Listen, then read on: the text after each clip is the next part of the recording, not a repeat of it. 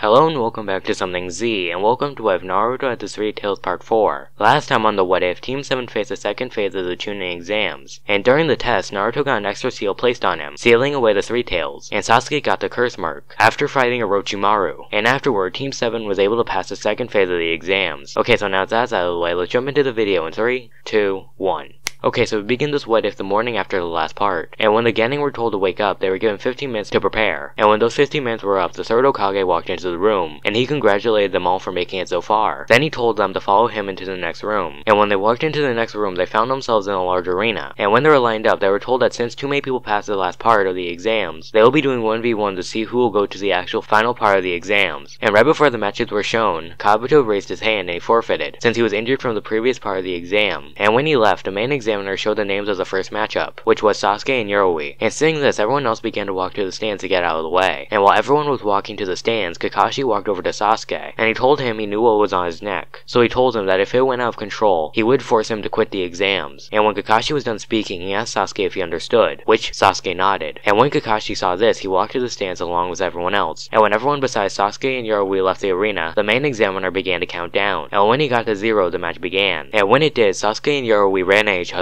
and they began to fight hand to hand, because Sasuke knew that if he tried to mold his chakra, he would feel an intense pain throughout his entire body, and when Sasuke began to fight him, he got hit a couple of times, and he realized after the 5th hit that he was getting weaker with every hit, and after the 6th hit, he realized that Yoroi was sucking out his chakra whenever he made contact with him, so Sasuke then backed away, and he tried to figure out a way to beat him, and after a couple more punches, Sasuke remembered what Lee did to him, right before the exams even started, so Sasuke ran at Yoroi, and he began to barrage him with attacks, launching him into the air, and after a couple more hits, Sasuke ended the barrage with a kick to Yoroi's back, flinging him back to the ground, and when Yoroi hit the ground, he was too injured and tired to move, so Sasuke was labeled the winner of the match, and right after the match, Kakashi took Sasuke to a remote location to take care of the curse mark, so now we skip past a couple of matches, so now it's time for the match between Naruto, Kiba, and Akamaru, and when the match began, Kiba and Akamaru swallowed a pill, which increased their senses and strength, and when the effects kicked in, Akamaru turned himself into Kiba, and when he was fully transformed, the two Kibas ran towards Naruto, and Naruto seeing this began to shoot out water bullets at the two, but the two were able to avoid them with ease, and when they got to Naruto, they began to hit him with a barrage of attacks, eventually launching him a couple of feet away, and when Naruto landed, Naruto tried to draw out the Three Tails' chakra to go into the initial form, and after a couple of seconds, he reached the limit of how much he could draw out, which was only enough to make his skin become a bit harder, and he became a bit grayer, but he was nowhere near where he should have been at, and before Naruto could react, he got hit in the face by a Kiba, which flung him a couple of feet away, and when Naruto got up, he made around 30 clones, which ran at the Kibas while shooting out water bullets, with water going everywhere around the arena, but again, they were able to avoid them, not all of them, but most of them, but because they got hit a couple of times, they were a bit injured, but they were still mostly fine, and after a minute, they were able to wipe out all the Naruto clones, and when they did, they began to run at Naruto again, but seeing this, Naruto made 5 more clones, and when they were fully formed, they all began to create a mist, which began to fill the entire arena, but since the Kibas had a good sense of smell, they were able to find all the Naruto clones, and they began to get them one at a time, and whenever a clone got destroyed, the mist they created was dispersed, and after some time, only the original Naruto was left, but before they were able to get to him, Naruto dispelled his mist, and he became a Kiba while the other two were inside the mist, and when they were able to see again, there were 3 Kibas, and seeing this, the original began to smell the other 2 Kibas, and when he smelled Naruto's scent on one of the Kibas, he hit that Kiba in the face, making him fall to the ground, and when the Kiba hit the ground, he got surrounded by smoke, and when the smoke was gone, the Kiba was now Akamaru, and seeing this, Kiba believed that he hit the wrong one, so Kiba then hit the other one, making him fall to the ground, and when the Kiba hit the ground, he got surrounded by smoke, and when the smoke was gone, there was another Akamaru on the ground, and while Kiba was distracted trying to figure out what was going on, Naruto turned back to normal, and he shot out a water bullet at Kiba, making him get flung all the way to the wall of the arena, and when the Kiba got up, he ran at Naruto, and while he was running at Naruto, Naruto ran at him, and while he was running, he made a group of 10 clones, with 5 of them beginning to shoot out water bullets while the other 6 ran towards the Kiba, and when they got to him, they grabbed him as long as they could, and in the process, 3 clones got destroyed before they were able to hold down Kiba, and before Kiba was able to destroy any more clones, the 5 Narutos began to shoot their water at him, and when Kiba was thoroughly wet, the Narutos holding Kiba began to use the chakra-infused water to make a water prison, which began to drown the Narutos holding him and the Kiba, and after a couple of minutes, Kiba began to do hand signs to say he forfeits, and Naruto saying this undid the water prison, and because Kiba forfeited, Naruto was declared the winner of the match. So now we skip past the rest of the matches, and everything we just skipped will happen the same as it does in the canon. So Hinata gets defeated, Lee's body gets destroyed, and Kakashi had to deal with Orochimaru, and when all the matches were done, the Genin that passed lined up in the middle of the arena, and they were told that they will have have about a month to train before the next event. Then before they leave, they were shown the matchups for the next event, with Naruto having to fight Neji in the first round. And when they were done, they were told to leave. And after Naruto left the building, Naruto began to look for Kakashi, and when he eventually found him, he asked him to train him. But hearing this, Kakashi told him that he would be too busy, so he wouldn't have time to train him. And after he said this, Kakashi began to walk away. But before he was out of earshot, he told him that he would be able to find someone who could do it instead. So he told him to meet him on the Hokage heads the next morning. And after he said that, Kakashi left. So now we skip to the next morning, and Naruto is currently sitting on the fourth Hokage's head. And after a couple of hours, Kakashi appeared on top of the mountain, with someone walking beside him. And when they got close enough, Naruto was able to recognize him. It was Ebisu. And when the two got close enough to talk, Naruto asked Kakashi why he brought up Ebisu, and he told him that he was stronger than him, and he was about to tell him about that time he beat Ebisu only using one jutsu. But before he could actually explain, Ebisu ran to Naruto and he covered his mouth, and he whispered into his ear that if he kept quiet, he would treat him to ramen. So Naruto, hearing this, shut his mouth, and after a couple of minutes of talking, Kakashi walked away. And when Kakashi was out of view, Ebisu told Naruto that he knew he didn't want to be his student, and he told him that he didn't want to be his teacher either. So he then gave him a deal, which was if he could escape him, then he would resign from being his instructor, and he would make sure Kakashi would have enough time to train him. And hearing this, Naruto immediately jumped off the Hokage head to find a place to hide. But after hours of hiding and getting immediately caught by Ebisu, Naruto gave up. And when he gave up, the two went to go eat ramen. And when they were done with that, the two went to the Leaf's hot springs. And there, Naruto began to practice how to walk on water. But after half an hour of training, Ebisu noticed an old man with white hair peeping into the girls' changing rooms. So he went to stop him. But when he confronted the man, he was defeated in one hit, when the old man summoned a giant toad, and the toad shot his tongue at Ebisu's gut. And seeing this, Naruto ran to the unconscious Ebisu, and he tried to wake him up. But after multiple attempts, Naruto gave up since he was able to tell that Ebisu would be knocked out for at least a couple of hours. Then he shouted for the old man's name, which he found out was Jiraiya. And once Naruto found out the old man's name, he told him that he would have to be his temporary trainer, since he just knocked out his last one. And after an hour of trying to persuade Jiraiya, Jiraiya gave in, and he agreed to supervise his training. So they then went to a lake outside the Leaf. And at the lake, Naruto does the same training he did at the hot springs. But after around 10 attempts, Naruto was all wet, so he took off his jumpsuit. And when it was off, he tried to walk on the water again. But this time, because he wasn't wearing a shirt, Jiraiya was able to see the seals that were on Naruto's stomach. So when he failed that attempt, Jiraiya told him to come to him, and reluctantly, Naruto walked over to him. And when Naruto got to him, Jiraiya seemingly punched him in the gut. But in reality, he undid the extra seal that was placed on him. And when Jiraiya was done, he put his hand away and he told Naruto to try again. And when Naruto tried again, he could easily walk on the water. And he could tell that he was stronger than he was a minute ago. And feeling this, Naruto tried to force out the 3 tails of chakra. And when he did, his skin became harder and a bit grayer, and his eyes became red and yellow. And when he was done transforming, Naruto began to shoot out water bullets at nearby trees, breaking them in half. And after a couple of trees, Naruto decided that that was enough, so he went back to normal. And when Jiraiya saw all of this, he was able to tell that his assumption was correct, which was Naruto was the least in Cherokee. And when Naruto was back to normal, he walked over to Jiraiya. And when they were face to face, Jiraiya asked him how much could he control the 3 tails. And when Naruto was done explaining his initial form and the time limit, Jiraiya told him that he was done for the day, and to meet him the next day at the same place for some more training. So now we skip to the next day. And when Naruto was able to get Jiraiya undistracted, Jiraiya summoned a giant toad with a scroll in its mouth. Then he explained that the technique he will teach Naruto was the summoning jutsu. And after he was done explaining the premise, Naruto signed the scroll by biting on his thumb, then signing it with his own blood. Then Naruto began to practice using the summoning jutsu, and the results are just about the same as in the canon, with Naruto only being able to summon tadpoles. And after around 4 days, Naruto still hasn't made that much progress, so Jiraiya decided to teach Naruto in a different way. So on that day when Jiraiya met up with Naruto, he was weirdly happy, and he did things he wouldn't normally do, such as buying Naruto ramen, and telling him to live today as if it was his last. And after a couple of hours, Jiraiya takes Naruto to a different training area, and before Naruto could react, Jiraiya pushes him through a bush. And when Naruto was able to open his eyes again, he found himself starting to fall into a ravine. And seeing that the ground was coming closer to them, Naruto began to think of what he should do, but no matter how hard he tried, he couldn't figure out a way to escape, since everything he thought of would end with him dying, or getting injured, then dying. And after around 30 seconds, the 3 tails gave Naruto a suggestion, which was to use his power to boost his summoning jutsu. So Naruto then began to do the hand signs, and right before he hit the bottom, he was able to use the summoning jutsu. And unlike his other attempts, he was actually able to summon a toad, which cushioned his fall. And when Naruto landed, he heard something begin to shout. And when Naruto was able to tell that it was the toad talking, he was actually able to understand it, and it was shouting where was Jiraiya. And in response, Naruto shouts that he was outside a ravine. But after he said that, Naruto got too full of himself, and he said that since he was the one that summoned the toad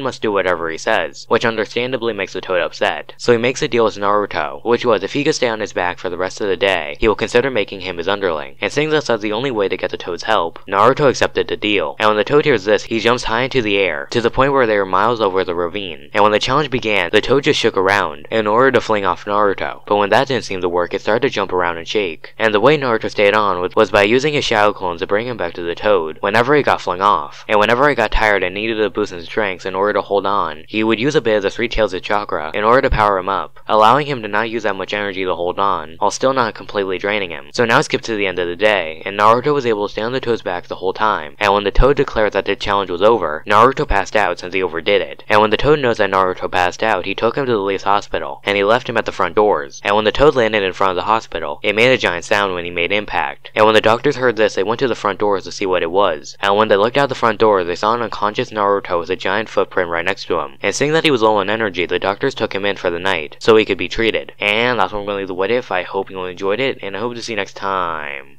on Something Z.